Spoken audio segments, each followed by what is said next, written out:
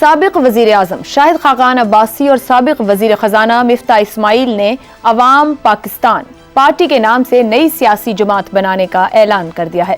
جمہوری نظام میں کسی نئی سیاسی جماعت کا قیام خوش آئند ہوتا ہے۔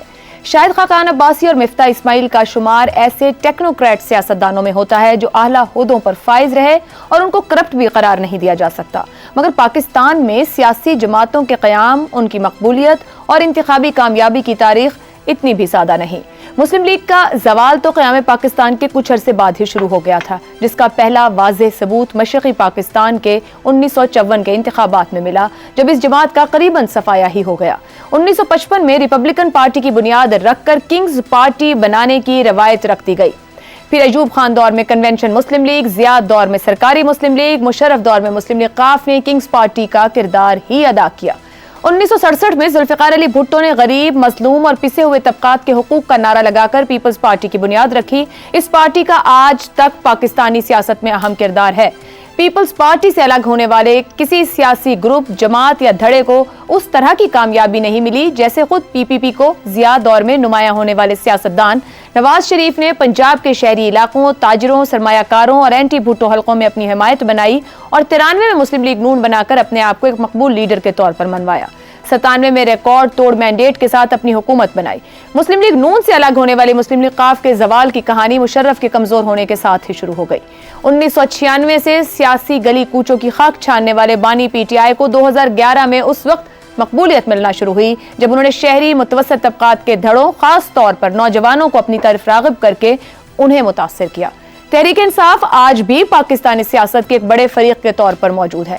جو حرکیات ثابت کرتی ہیں کہ بڑی سیاسی جماعتوں کو اپنا مقام اور مقبولیت بنانے کے لیے کسی نہ کسی بڑے سیاسی اور سماجی خلا کا فائدہ اٹھانا پڑتا ہے۔ کئی معاشی طبقات اور سماجی گروپوں کی حمایت حاصل کرنا پڑتی ہے۔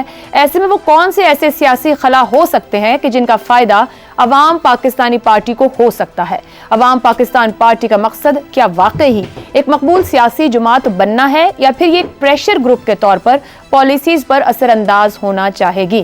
عوامی مقبولیت کے حصول کے ساتھ کیا اس جماعت کو ایسے متعلقہ کوارٹر سے سپورٹ بھی مل سکتی ہے جن کی سپورٹ کی ضرورت پاکستان کے زمینی حالات میں سیاسی جماعتوں کو پڑتی رہتی ہے؟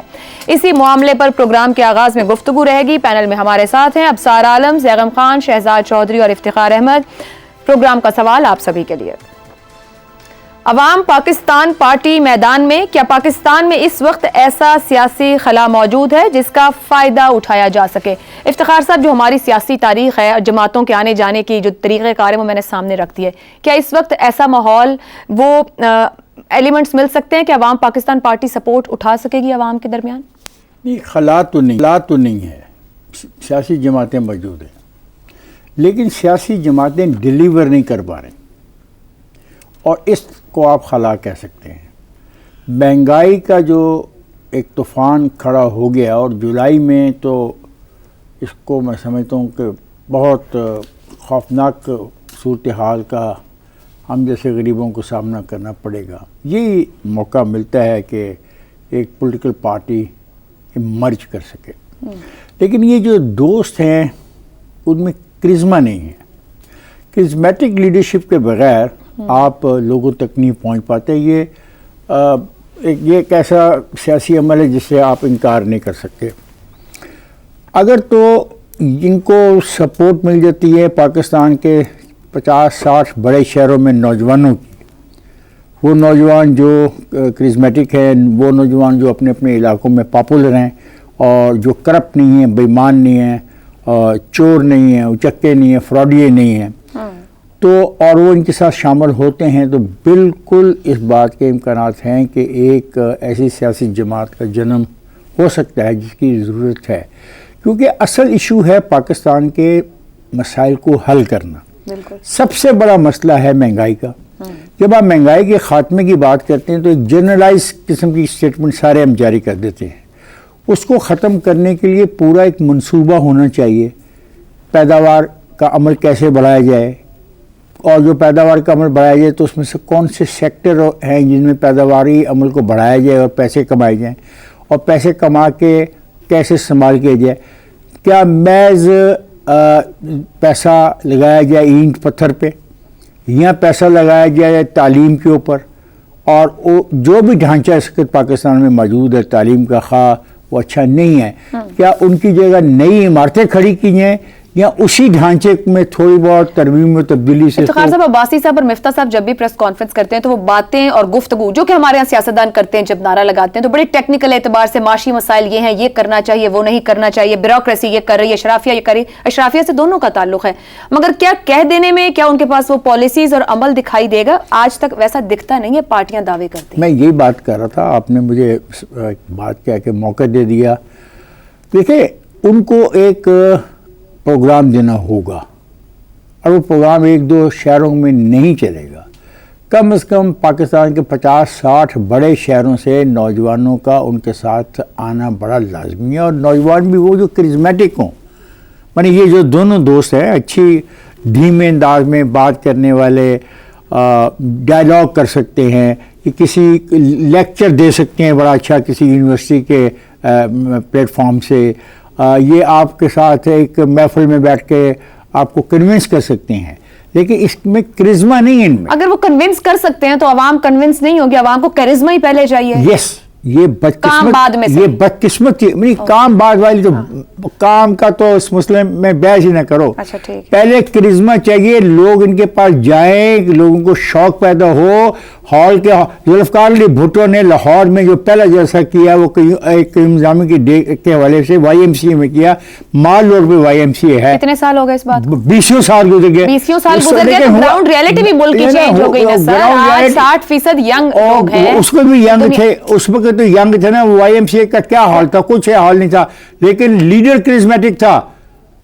دل ڈرنے کو جگہ تھی. شاہد حقان عباسی، مفتاح اسماعیل، سیاست کے قدرے سلجھے نام ہے، ٹیکنوکریٹ کی ریپو ہے. کیا ان شخصیات کو کراؤڈ میں پل کرنے، پاکستان کو تباہ کرنے میں 3 ٹیکنوکریٹ ٹاپ پہ ہیں؟ اچھا، ابھی ان کو ایک طرف رکھیں، انہوں نے سیاسی جماعت نہیں بنائی ہوگی. کراؤڈ پل کرنے، جلسہ جلوس کو ایک پازیٹیو اینڈ پر لانے اور سیاسی جماعت کو مقبول کرنے کے وہ لوازمات ہیں جو کہ پہلی ضرورت ہیں، جو اس وقت افتخار صاحب کہہ رہے ہیں. بالکل پہلی ضرورت ہے. ٹھیک ہے، میرا خیال ہے جو پہلی ضرورت ہے وہ تو یہ ہے کہ سیاہ نہیں ہے.